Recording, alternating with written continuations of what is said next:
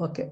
So last session, I was just telling you about the different types of loops. We are just telling you about the loops there. We said we have taken an example of only the for loop. We have taken the example. Now we will now talk about the little more loops we'll talk about, and then we'll talk about the functions. Now we'll talk about what is a function, how, why do we need to write the functions and all that. What is the advantage of using functions and all that we'll discuss now. We'll talk about. Now, generally, when you talk about the functions, there are two types of functions can be classified into two types. One is called a built-in function, other one is called user-defined function. Built-in function means what? The functions which are already defined by the language. For example, you're having a document that write is one of the function which you are using it. Or I may be using a function like alert, I'm using it, all that functions that we are using it.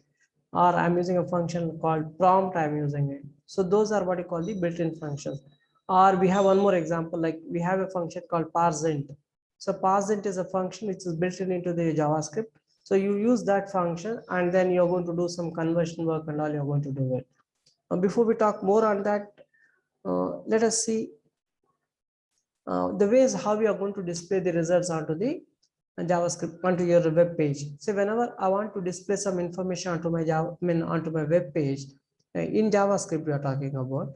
So we have seen how to make the document.write method. We have seen how to use that when I want to print something onto my screen. We also seen some of the examples like Windows.alert. We have used it. I think okay. We are not explaining the alert. I have not explained it. We'll talk about the alert. Okay, that means we are talking about now how we can display the information onto the web page. Now we have seen basically most of the time we are using only document.write. We were using it when we wanted some information to be printed onto the screen. There is another way how you can display the information is by using an option what you call using the inner HTML option. We have seen dot value. We have seen property what you call dot value property. We have used it and we have displayed it onto the controls we are used. Like for example, you want to print something out of your text box, okay, or something like that. If you want to do it, we have seen that how to make use of these text boxes and all by using their value properties. We have seen that. Now we'll talk about how to make use of this inner HTML and all. We'll discuss now.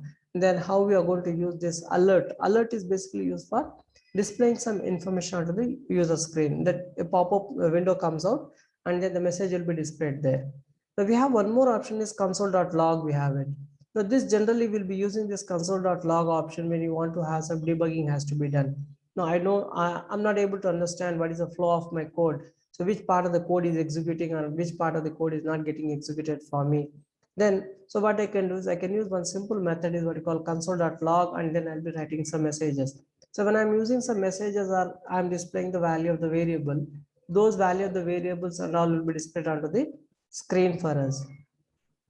That is we have seen that how to open your JavaScript console, how to open. You have used shift control shift and J we have used to open our console. So and then whatever you are writing here in console.log, that messages will be seeing there in your log screen there. Okay, and then we'll discuss more on that. We'll get back to that one again. So we'll take the example of inner HTML and all, then we'll go back to this stuff, right? Now what you call the how to make use of the console.log, we'll discuss that now. So before we talk more on this one, so we have seen the for loop we have seen. Okay, we'll take one example from the while loop we'll take and then we'll discuss on that. More of these options we'll be talking about them one by one. We'll talk about. Now I'll just switch to the Visual Code. Then I'm opening my program what we wrote yesterday. So the last sessions I'm opening it. The same program I'm reusing it. So I just don't want to write again and again something different. Now, okay, in the last script what we wrote, we have seen that we are using a method called prompt. We are using it. So this prompt, it is called a built-in function. It is called. So prompt is built-in function. Now, we have used one more function called parseInt. So this is also a built-in function for us. Right? These functions are already defined for us in our JavaScript and we are using them. These functions are called the built-in functions. We'll discuss them. We'll get back to that one. Okay, once again, we'll get back. Now, so what the code we wrote yesterday, so the same code I can write with the help of the while loop also can be written. So what is the syntax for me for my while loop means? Okay, give me a minute.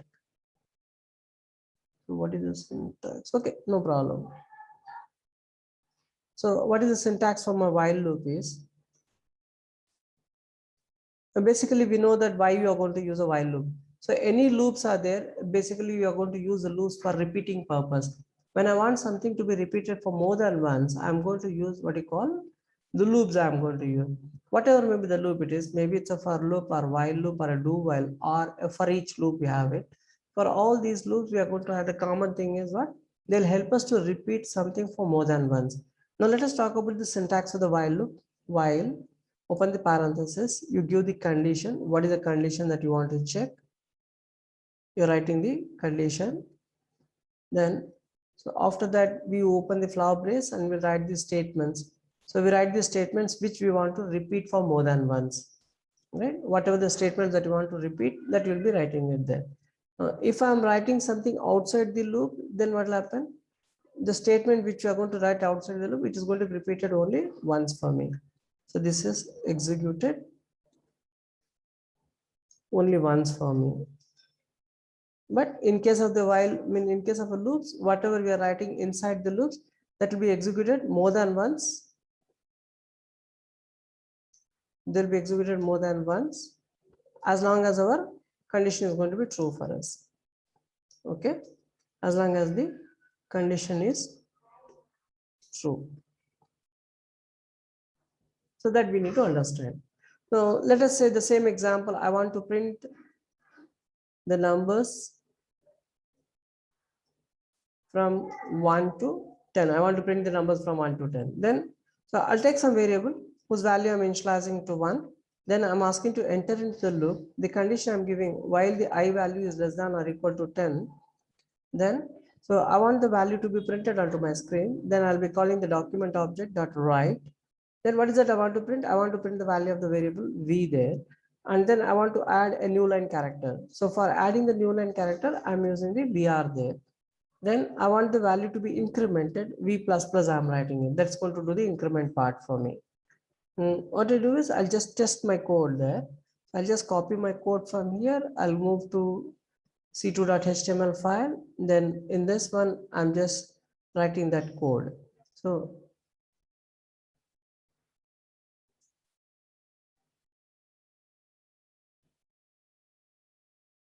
I'm just trying to use some indentation. Right. Now remember, one of the good practices of your code is always to use the indentation. That is, whatever you're writing it. Now, for example, I'm using a while loop here. So after the while loop, I'm opening the flower brace. And then after that, inside the flower braces, I'm writing some code I'm writing. So that code, I'm following certain indentation. That is some spacing I'm following it so that we can understand the code much better for it. That's the reason why we have used it there.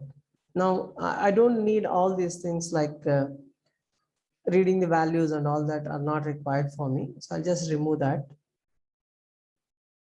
This is not my script. It's actually the old script. I just remove this one. I'm just starting with v is equal to 1 and all that. So I'll save it. Then I'll go to the browser. I'll just call my program. I want it to be executed. C2, I'll call it. And then say open it. Now you can see that it's going to print me the numbers. 1 to 10 numbers are going to be printed for me. Right. Now this is what we have used the earlier method we have done it. Now what we do is we'll use a slightly different method we use. I'll use one paragraph I'll define. So for a paragraph, I'll give an ID there. ID is equal to, right, I'll just say OP, I'm giving a name. I'm giving a name as OP there. Now inside this, I'm not, okay, let me print the message, my output here.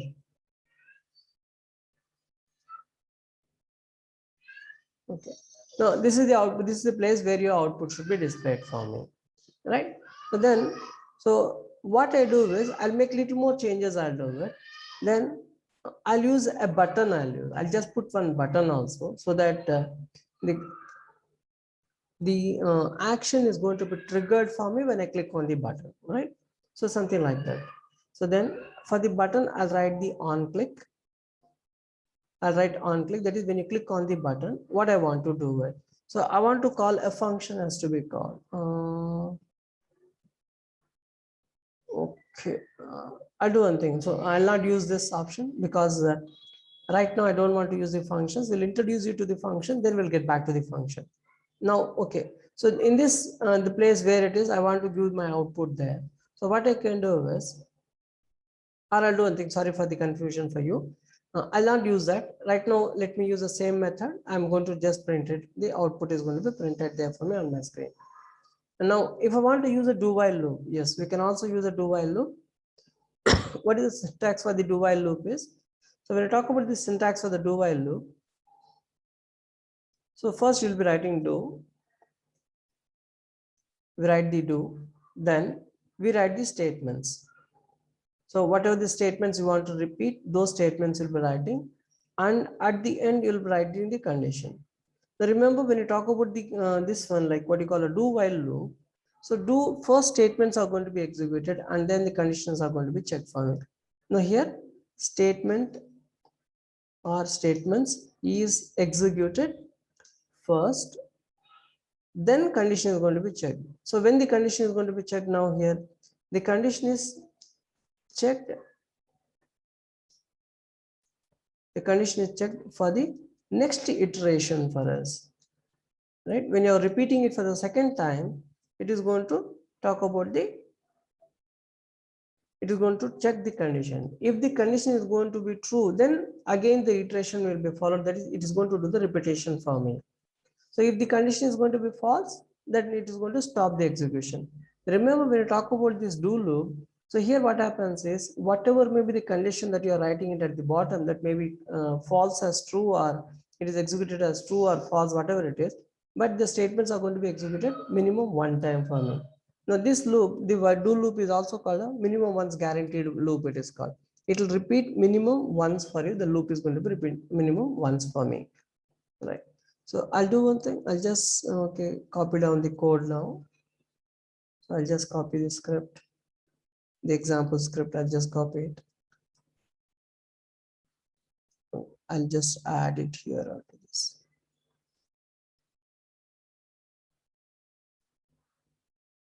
Okay. Now I want to have the do while loop.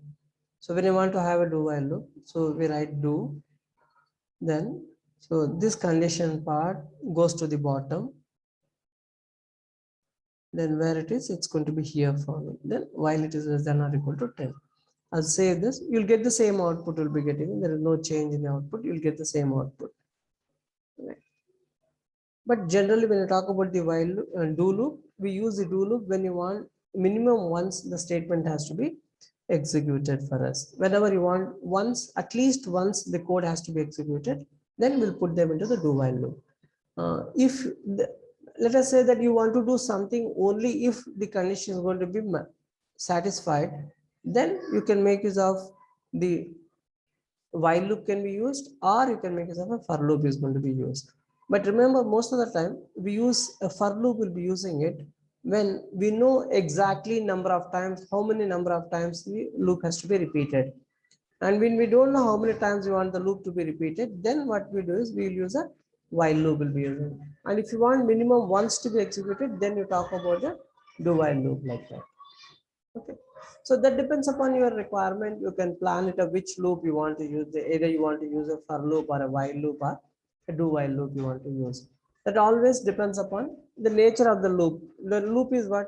For loop, we know that n number of times we want to repeat, then we go for a for loop. For example, I want to print the numbers from 1 to 10, I want to print. Then I'll be using a preferred loop is for loop for me. I don't know how many times the things has to be repeated. So then if we go for a while loop, will be going in. Or you can also go with a do while loop where you want one time it has to be executed. For the second time, it has to check the condition, and based upon the condition, the second time has to be repeated. Then you can go for a do while loop like that. So it's all okay. Now you need to plan it of what loop you want to use it. Generally, people what they do is they interchange the loops and all. But it's always a good practice is the for loop is used when I know exact number of times, how many number of times I want it to be repeated. Then I'll be using a while loop. Sorry, for loop I'll be using it. Yeah. So this is something about the loops for us. Now when you talk about the functions, right? We'll talk about the functions now. So what are the, I mean, okay, before we move on to the functions, we have the keywords. So keywords are nothing but the words which are having some special meaning in that particular language. It's what is called the keywords there. When you talk about the keywords, we are going to have so many different words are there, like we are use the words like for, Okay, we have used for, while, do, if, right? All these are going to be what? They are the keywords. They're all okay. So like for example, let me highlight them. What we are seeing, the most of the loops that most of the keywords like for, if, then we are not used this, we are not used this long and all this. Most of them we have used it. We are trying to use this do also. We are trying to use, in switch case we use the case part, we use the break, we used it. So these are the words which have been predefined for us, right? So the words which are predefined, we call them as a keywords. And remember, the words which you are defining, they are called user defined words. So user defined words are the words which are defined by the user for us, right? Okay. So we have something what we call escape sequence characters. So what are these escape sequence characters means? These escape sequence characters are the one which is going to perform some special activity for me on my screen. So they are called the escape sequence character. We'll discuss them. We have the functions. Sorry. Okay, we have the functions are there. So basically two types of functions are going to be there for me. One is called built-in function. Other one is called the user-defined functions. So what is this built-in function or what is this user-defined function means? As I was telling you that, so built-in functions are, for example, let us say we talked about this function called parseInt. So parseInt is a built-in function for me, which will help me to do the conversion of the string type of data into the numerical type there. And like that, we have so many different functions are going to be there for different purposes. We'll have the different functions are going to be used. Like for example, I have a function called alert is there, confirm is there, and we have a function called prompt. So these three functions, right? Okay, their purpose is different, but these three are going to be the built-in functions for me. Like for example, in the last session, we have seen this function called prompt. We have seen it. Then this function prompt will help me to get some data from the user. Whenever I want some data to be taken from the user, then so what I'm doing is I'm using the prompt I'm going to use. Now we can also make use of the alert when you want some user information has to be displayed. Okay. Then we will use the confirm. So when you want to have the, like for example, let us say you want to proceed with the action or not, you want to proceed, then you will be using the option called confirm. So when I talk about the confirm, it's going to give me two buttons will be given, OK and cancel button will be given. So when I say OK, it is assumed that you mean to say that you have accepted it. And when I say cancel, it means that I don't want the action to be continued. So then I'm clicking on the cancel there. When I say cancel, it's going to give me the information back to the user saying into your program indicating what you have to do, what is the next step you have to do it and all. You'll be discussing in the program and all, right? Okay. When you talk about the these are the common dialog, we say the common dialog boxes are what you call a pop-up boxes, so which we call them, give me a minute. Okay. Functions, syntax and everything are missing there. Okay.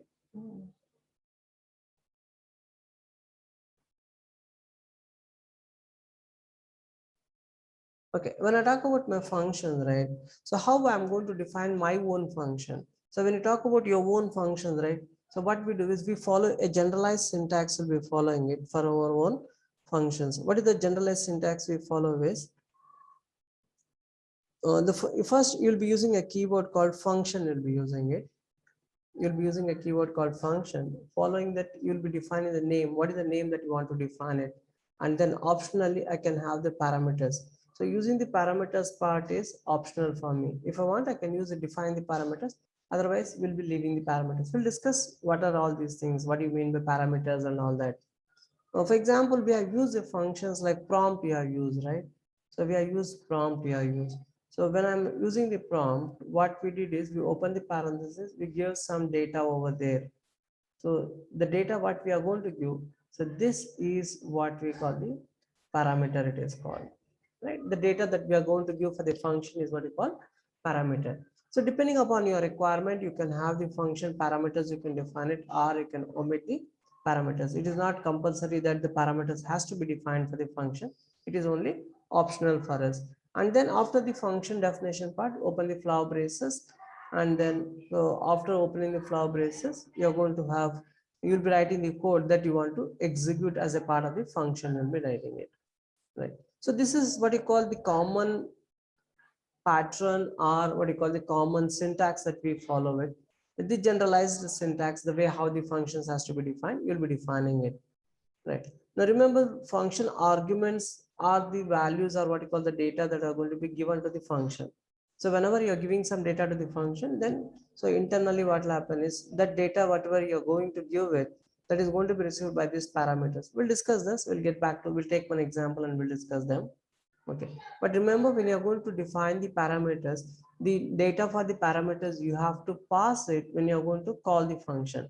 So whenever you're going to call the function, right, or what you call, whenever you're going to invoke that particular function, then so the data has to be passed to the function name. Otherwise what will happen is it's going to give me the errors it will be generating for me. In functions we have something called the return values, we can have it. So return is a statement which will help me to return the value to the calling program. So my function is being called from some location, you're calling it, and then in the function somewhere you are using in the function you are using a return statement, a return command you are using it. When I'm using my return statement, that returns the value back to the calling program. We'll discuss what is this calling program, all that we'll talk about them one by one. We'll talk about one simple example I have taken here. So I'm defining a function called my function, so for which I'm passing two parameters. I'm passing it 4 and 3 are going to be two values I'm passing it. Now remember, in this function what I'm writing the my function, so here I want to multiply the values what you're going to give. For example, 4 into 3 you want to multiply and you want to return it. Okay, then what I'm doing, I'm passing two parameters for this. So that is what happened, the value 4 is going to be stored into this variable called a, and then the value 3 is going to be stored into this variable called b there. And internally what I'm doing, I'm asking to return the value a into b. That means the value what you are given 4 and 3, so that is going to be multiplied and then it is going to be returned back to the place where the function is called. I'm calling my function, my function is a function which I'm calling it. So then what happened, the value that is going to be returned, that is 4 into 3 12, so that is going to be stored into this variable called x there, right? Okay, fine, we'll discuss that. We'll take the examples. Already I think we have discussed one example we have talked about. No, again, no problem, we'll take one more example. I'll take now. Now what I want to do is we'll take one example, so where, okay, now I want to define a function. So what is the use of this function is, so I want to define a function. The name of the function is factorial. The name of my function is factorial. So what this function does is it takes a number as the argument, a number as the argument, okay, and returns the factorial of the number. Okay, the factorial of the number, that which number we are passing as an argument. Example, how my function should be looking like. So let us say I call the name of the function is factorial, then open the parenthesis, give the value for it. So when I give this value 5, what it should do, it should calculate the factorial of the number 5 for me. Or let us say I'm using factorial of 7, it's I'm going to give it, then it should calculate for me the factorial of 7 for me. Now when you say factorial of 5, I think it's going to be 120 for me, right? So when you say it's going to be 7, it's going to be 150, oh sorry, 120, 24 into 5 is 120, 120, 760, then it's going to be, what is the factorial of 7? So somewhere around, it's going to be 240, sorry, 120 into 6 into 7 it is, right? Okay, or I'll do one thing, I'll take a smaller number. So instead of, okay, I'll take factorial of 3, I'll take. So when I say factorial of 3, so it is 6 for me, right? So when you say factorial of 5, it's going to be returning the value 1 into 2 into 3 into 4 into 5. So that is my calculation which is going to do for me. So yesterday we have seen how to make how to calculate the factorial using the loops that are there. Now the same code will write it. Now what we are doing is, so we are going to use what you call functions. We'll be using it. Now let's go to the code now. So I'll write the example code there for calculating the factorial. Then, so as we know that the keyword you're going to use called function, I'm going to use. The name of the function is, I want to define it as factorial. So for which I want to have some arguments to be given. So that is, I'm giving it as some variable called NRM, whatever you call it as. Okay, inside this function, I want to do, I want to multiply all the numbers from 1 to 10, right? Sorry, I want to multiply from 1 to that number n. So for that, I take a for loop, I'll take, so for some variable is equal to 1. So variable value less than or equal to the value of that parameter that we are going to pass it, and then I'll say, sorry, v plus plus. Okay, now, so after doing the calculations, I want all the calculations has to be done. So for that purpose, I'll take some extra variable I'll take called result, whose value I'll take it as 1 there. Now, what I'm doing, I'll just say result multiplication is equal to V I'm writing. So what is this multiplication equal to means? It's same as writing result is equal to result into V, right? Okay. Then after that, the calculations have been done and I want to return the value back to my calling program. Then I say return RES, I'm writing it. So when I say return RES, it's going to give back the value to the calling program where you're calling that function, it's going to return me. Now, now let us see what is going to happen. I'm just writing it. Let's see what is going to happen. I'm not telling you what is exactly is going to happen. I'm not telling you. I'll just write the code. Okay, I'll go to my browser. Then I'll ask you to repeat. Refresh my code. Now, nothing is happening for me. So why it's nothing is happening means because you have written a function, you have written fine, but you have not called that particular function somewhere. Now, when do I call that function? So when I want my function to be called. So for that purpose, so you can write the code in this, you can write that function calling can be done. So for example, I want to call the function here itself in the part of the body. So then I'll say factorial of 4, I'm giving it example, I'm passing it. I'll just save it. I'll just refresh my code. Now still you are not seeing the output there. So why I'm not seeing the output? Because we are not printed the output, but we are not storing the output and all, we are not doing anything there. So what you can do, you can call the document object dot write, I'm calling it, and then use that, okay, factorial, just printing it on screen. Sorry. I'll just go to my browser, refresh. Now you see that the value is going to be printed for me. Okay. Now, instead of printing it onto the output there, so what I'm doing is I want to have small change. I want to have it. So what is the changes that I do is, now you want to, I want the output to be printed when I click on a button, right? So for that purpose, what I do is I'll take a button, I will take, and then I'll give the value from, okay, I'm going to give on click event, I'll write. That means when you click on the button, you want to do something. So what is that I want to do? I want to calculate the factorial of a number. Okay, the function name you have written factorial, that has to be called.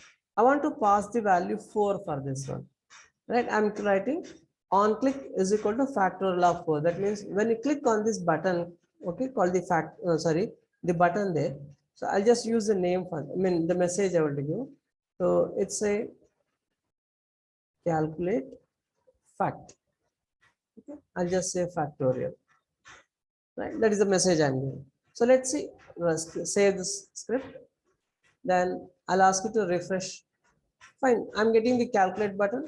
When I click on that, it's everything is fine, but it is not showing me the result, right? So how do I show my result now?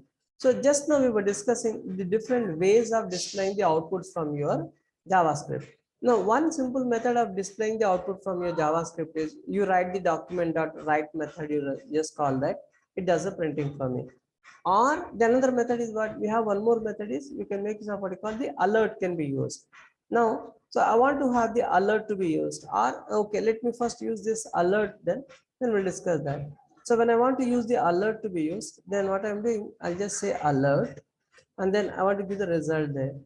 So, okay, instead of saying result, I'll say factorial. So factor is equal to double quotes I'm using plus the variable RES I'm using it. Then save this. I'll just say refresh. Now I'll click on this. Now you see that there is an alert dialog box comes out for you, and then it gives me the message 24, the factorial 24 it is giving me. Now when I click on this OK, the dialog box goes off for you. So that is how you can make the alert there.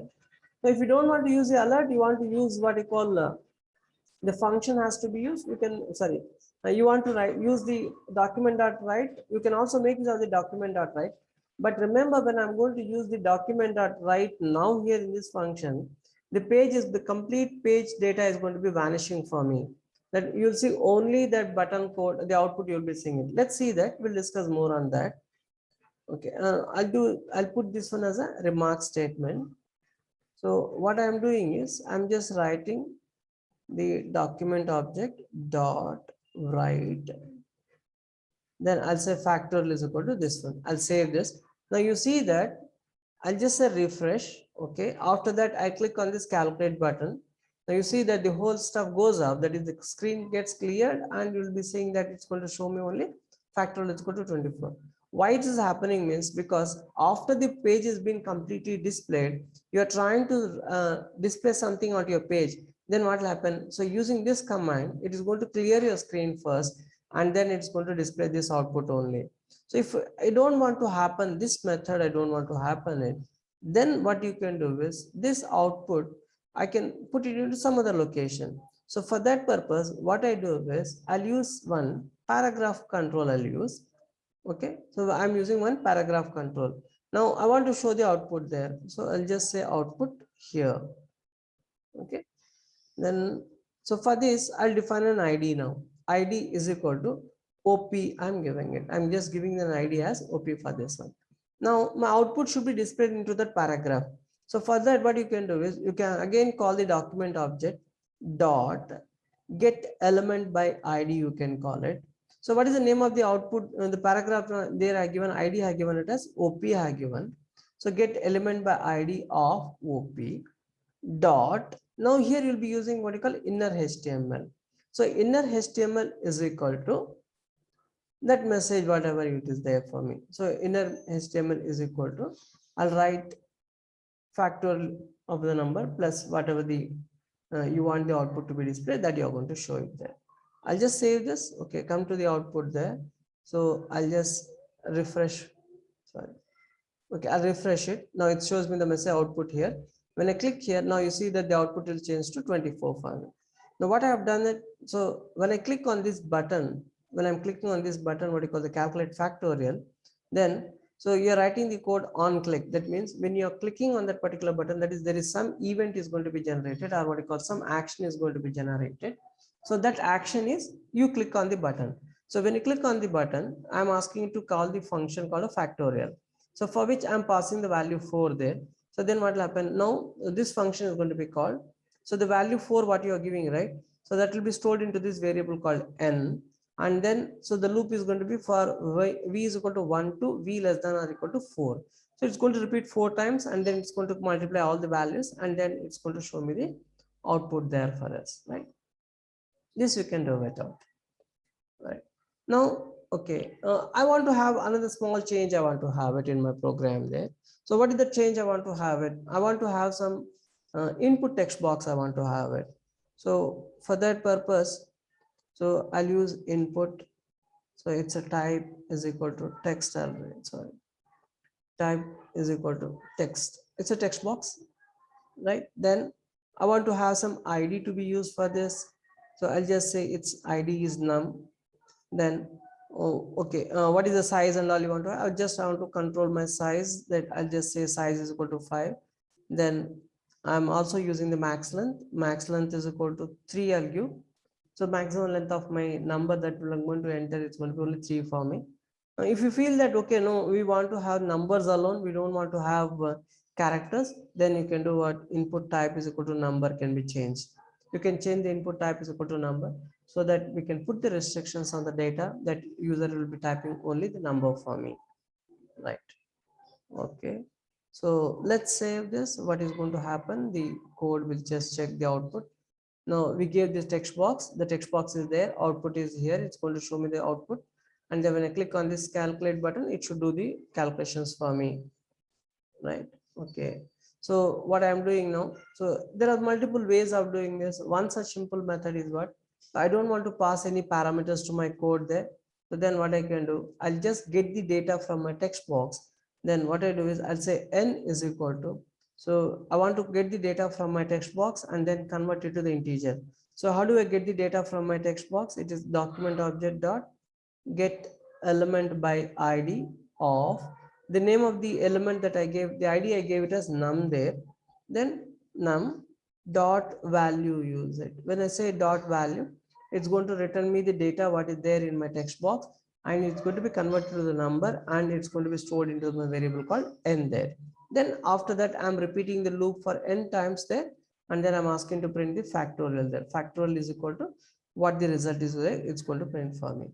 For example, so let us say I just give the factorial of 6 and then I click it. Now here you see that factorial of 6 is going to be 24 for me. Is it 24 only, correct? So somewhere you another mistake, let's equal to 1, 1, okay. So the factorial of 4 is going to be 24 for me. But why? Okay. The problem here is I'm trying to use factorial of n. N is going to be this one value, percent of value. So n what is the term? ID is equal to get element by ID of num dot value. Let me change the number and check what is going to happen. I said 7. You see, it's not changing for me. Why? The basic reason is we are not refresh. Maybe we are not refresh the code.